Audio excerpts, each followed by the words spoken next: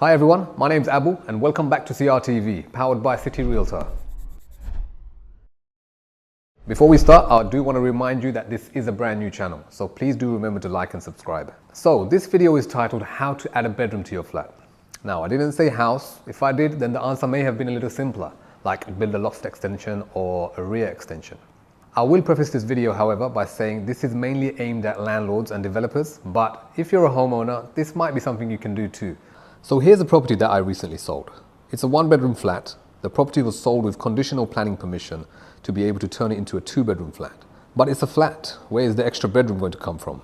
There is a flat on every side of the property, above, below, to the left and to the right.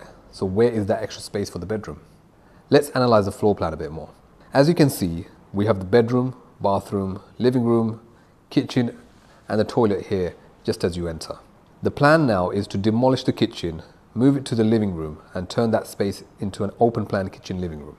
And then you take this space that was a kitchen in its past life and turn it into a bedroom. Now you have a two-bedroom flat, an extra bedroom. Remember, the title didn't say add extra square footage, as the square footage remains the same, it's just remodeled. Seems simple enough, right? But there's a few things that you need to consider here. Firstly, the living room must be big enough to hold a kitchen and living space. And most planning departments will have a minimum required space to house a kitchen and a living space together. Also, you've got to think about the end user. If it's so small, the people living in the property will not like the space and it could become really hard to sell or rent. Secondly, you'll need the permission of your freeholder. Some freeholders may not allow you to move walls, kitchens, etc. Therefore, you may not be able to sell the property. And if you're a landlord, you might get fined if the freeholder finds out you've done it without permission. Thirdly, you must think about the piping and the water wastage.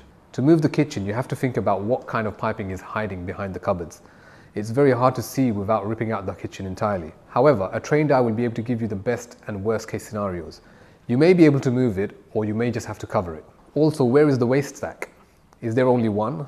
If the kitchen is moved, will the waste have to travel back through the bedroom? Where does the boiler live?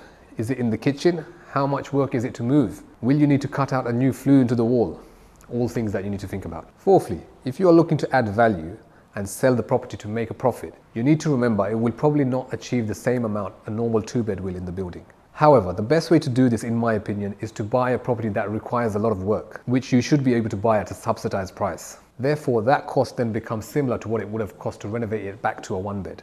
Instead, you refurb it and you turn it into a two-bed. A few things to note here. Firstly, if you are a landlord, then you will probably be able to increase the amount of rent you can achieve substantially. For example, say the property would have rented for about 14 to 1500 as a one bed, but as a two bed now it can achieve in the range of 18 to 1900. It would also increase the sale value of the property. This property ended up selling for £288,500. But after a full renovation, this property should now be worth around the £350,000 mark, in my opinion. So there you go. That's how you can add a bedroom to a property. I hope you enjoyed that and stay tuned for the next video.